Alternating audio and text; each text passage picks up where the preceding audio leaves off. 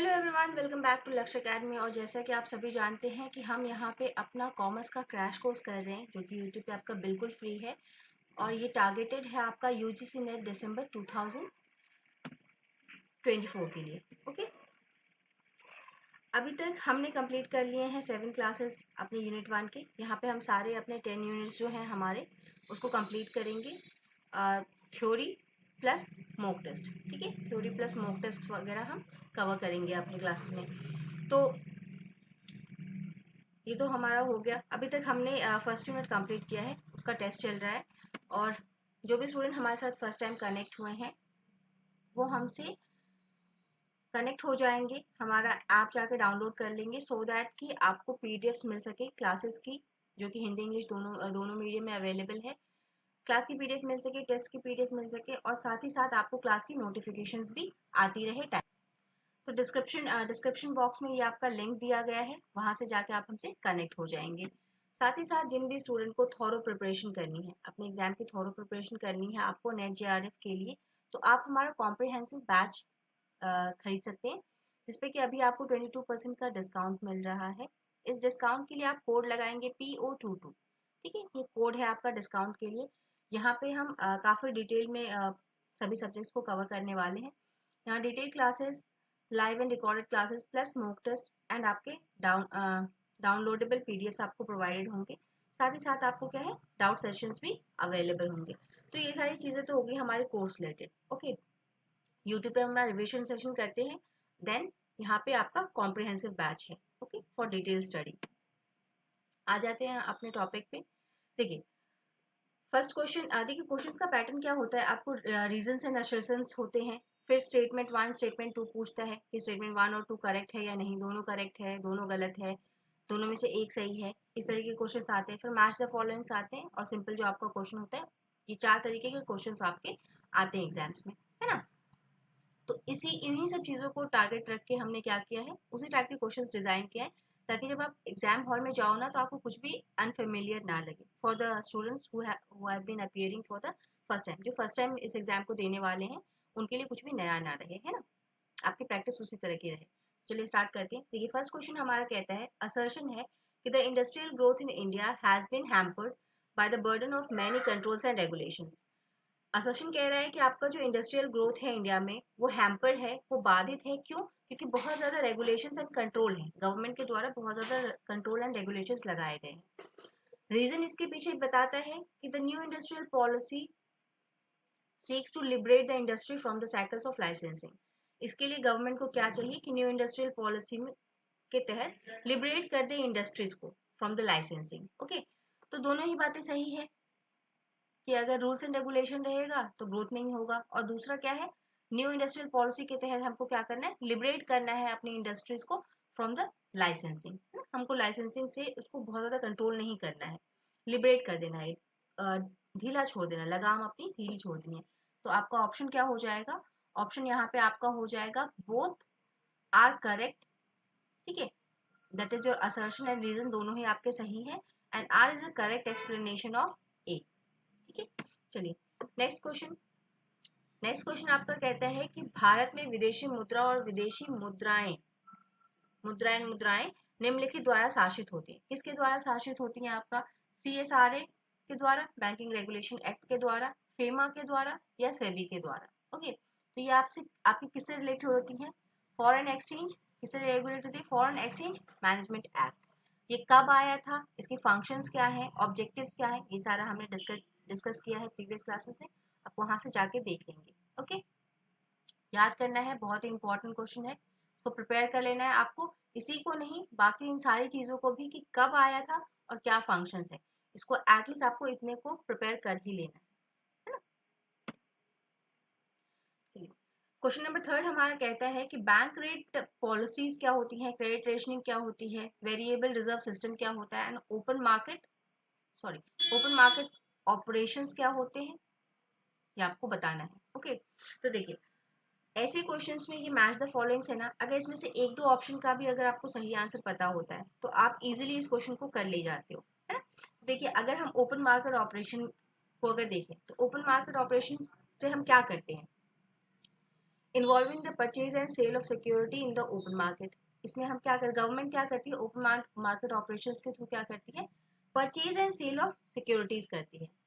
अगर हमको cash flow को मनी में मार्केट में जो मनी है अगर उसको कंट्रोल करना है तो हम क्या करते हैं, सब कुछ परचेज करना स्टार्ट करते हैं, है ना। कि अगर गवर्नमेंट अगर परचेज करना स्टार्ट करेगी तो क्या होगा, सॉरी, वो सेल करना स्टार्ट करती है। तो अगर गवर्नमेंट अगर सिक्योरिटीज मार्केट में सेल करेगी, अपने बॉन्ड्स वगैरह अगर इशू कर देती है मार्केट में, अगर मानिए गवर्नमेंट, तो क्या होगा, जो जनरल पब्लिक है वो इसको परचेज करने जाएगी।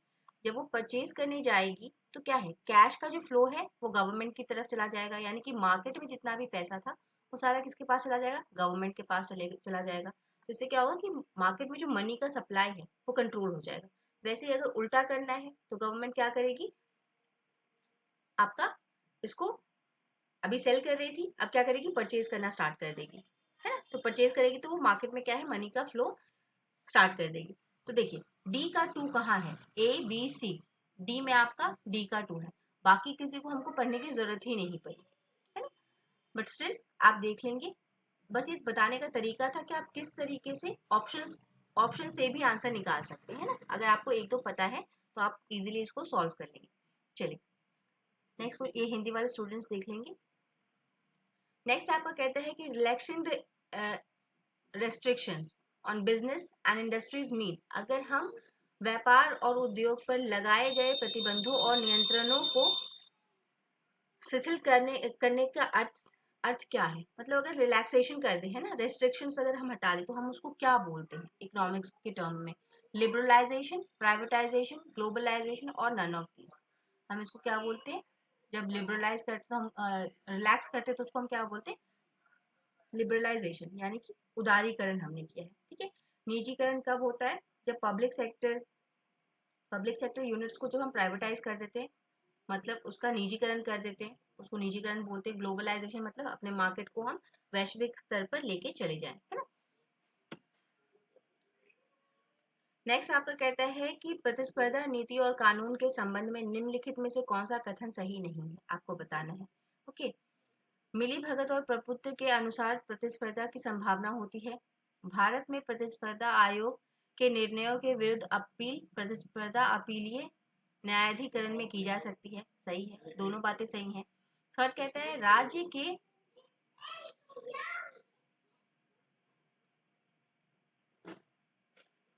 ऑप्शन थर्ड आपका कहता है कि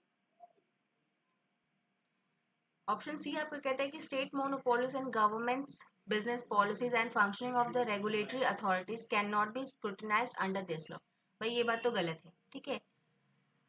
स्टेट मोनोपोलीज और गवर्नमेंट सभी की स्क्रूटनी इसके अंदर की जा सकती है।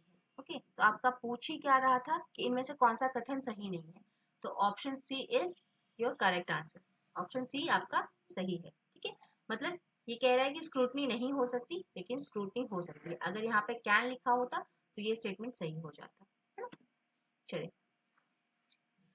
नेक्स्ट क्वेश्चन है हमारा, भारत में राजकोषीय नीति का मुख्य उद्देश्य क्या नहीं है। राजकोषीय नीति, देखिए ये दो बहुत इंपॉर्टेंट है। राजकोषीय नीति यानी कि physical policy and monetary policy, ये दो चीजें तो आप बिल्कुल नहीं छोड़ के जाएंगे, है ना। कि फिजिकल पॉलिसी क्या होती है, इसके इंस्ट्रूमेंट्स क्या हैं, इसके रिलेटेड फैक्टर्स क्या हैं, इसका फंक्शन क्या है, ऑब्जेक्टिव क्या है। साथ ही ऐसे ही आप इसमें याद करेंगे मॉनेटरी पॉलिसी में कि होती क्या है, कौन बनाता है, इसके फंक्शंस क्या है, ऑब्जेक्टिव क्या है, इसके इंस्ट्रूमेंट्स क्या है। इनको आप बिल्कुल नहीं छोड़ेंगे, है ना। कि रेट कौन कौन से होते हैं, कैसे रेगुलेट होते हैं, क्या इम्पैक्ट होता है, ये सारी चीजें इस टॉपिक को, मतलब इन दो टॉपिक्स को आप एकदम थॉरोली पढ़ जाएंगे, क्योंकि इससे क्वेश्चन बार बार पूछे जाते हैं और पूछे जाने के चांसेस भी है ना, क्योंकि हमारी इकोनॉमी का बेस ही है ये दो पॉलिसीज बहुत ज्यादा इंपॉर्टेंट हो जाती हैं। तो आपका कौन सा इसमें से नहीं होता है, टू प्रमोट एम्प्लॉयमेंट अपॉर्चुनिटीज करता है, एम्प्लॉयमेंट अपॉर्चुनिटी प्रोड्यूस करता है ये। To minimize the inequalities of income and wealth, inequality को खत्म करना, ये भी फिजिकल पॉलिसी का आपका उद्देश्य है, राजकोषीय नीति का। प्रमोट द प्राइस स्टेबिलिटी, जी हाँ, ये भी अभी हमने देखा कि प्राइस स्टेबिलिटी को भी ये क्या करता है, मेंटेन करता है, प्राइस को स्टेबल रखता है, ना मार्केट में ज्यादा मनी का फ्लो हो और ना ही बहुत कम फ्लो हो, है ना। दोनों चीजों को ये स्टेबल रखने की कोशिश करता है। प्राइसेस आपके ना बहुत महंगे हो ना बहुत सस्ते हो, तो ये काम भी इसका है। To increase the liquidity in economy, ये इसका ऑब्जेक्टिव नहीं है। इंक्रीज करना, it is not its objective, है ना। चलिए नेक्स्ट क्वेश्चन है आपका क्वेश्चन नंबर 7 कि विच एक्ट सरकार किस अधिनियम के तहत प्रतिबंधात्मक व्यापार को रोक लगाती है ना। रेस्ट्रिक्शंस किसके थ्रू हम लगाते हैं व्यापार पे। MRTP act, FEMA act, industrial policy act 1991 and none of these. देखिए ये तो फॉरेन एक्सचेंज के लिए है। इंडस्ट्रियल पॉलिसीज आपका क्या है, इंडस्ट्रीज की पॉलिसीज है। तो आपका इसका ऑप्शन क्या हो जाएगा सर, करेक्ट आंसर क्या हो जाएगा, MRTP एक्ट, है ना, monopolistic restrictive trade policies act. ये कब आया है, फंक्शन क्या है, ऑब्जेक्टिव क्या है, ये सारे आप देखेंगे। जितने भी क्वेश्चंस है ना, कोई भी क्वेश्चन ऐसा नहीं है कि एवं टाइम पास के लिए क्वेश्चन है। सारे क्वेश्चंस आपके कहीं ना कहीं या तो PYQ से रिलेटेड है या तो बहुत ज्यादा चांसेस हैं आने के, ऐसे ही क्वेश्चंस आते हैं। ओके चलिए नेक्स्ट क्वेश्चन नंबर 8 की who is the physical agent in the monetary and physical matters. कौन एजेंट होता है गवर्नमेंट का मॉनेटरी और फाइनेंशियल मैटर्स में। फिजिकल एजेंट कौन है हमारा, नाबार्ड है गवर्नमेंट के लिए, सेबी है या RBI है या नन ऑफ द अबव। तो आप सभी को पता है, हमें सबको पता है कि RBI जो है हमारा अपेक्स बैंक है, 1935 में स्टैब्लिश हुआ है।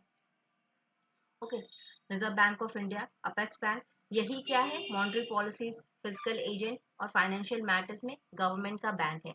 गवर्नमेंट्स का बैंक भी इसको बोलते हैं, the bank of government and bank of bank भी इसको बोलते हैं, है ना। सेंट्रल बैंक भी हमारा यही है। तो इससे रिलेटेड भी जितनी भी चीजें हैं आप पढ़ लेंगे, क्योंकि आप अगर फाइनेंशियल और मॉनेटरी पॉलिसीज पढ़ने जाएंगे तो आपको इकोनॉमी को कंट्रोल करने वाला कौन है, हमारा RBI। गवर्नमेंट का बैंक कौन है, RBI। इसके बारे में भी आपको सारी नॉलेज होनी चाहिए। इसके प्राइमरी फंक्शंस क्या होते हैं, इसके सेकेंडरी फंक्शंस क्या होते हैं, कब स्टैब्लिशमेंट हुआ इसका, इसका ऑर्गेनाइजेशन क्या है, गवर्नमेंट क्या है, CRR क्या चल रहा है, SLR क्या चल रहा है। तो ये सारी चीजें जो है इससे रिलेटेड, RBI से रिलेटेड है, ये सारा प्रिपेयर करेंगे, है ना। देखिए यहाँ पे इतना हमारे पास टाइम नहीं है कि हम हर एक चीज को टच करते जाएं, because it is the this exam is the, मतलब बोले इसको क्रक्स है आपका, पूरा निचोड़ है आपकी जो 5 साल की मेहनत होती है। 3 years of your graduation and then 2 years of your masters, है। तो 5 सालों की चीज को हम 100 दिनों में कंप्लीट नहीं कर सकते, यस, बट आप रिवाइज कर सकते हो। आपको मैं रिमाइंड करा सकती हूँ कि आपको क्या क्या इसमें कवर करना है ना, बाकी एफर्ट आपको भी लगाना है।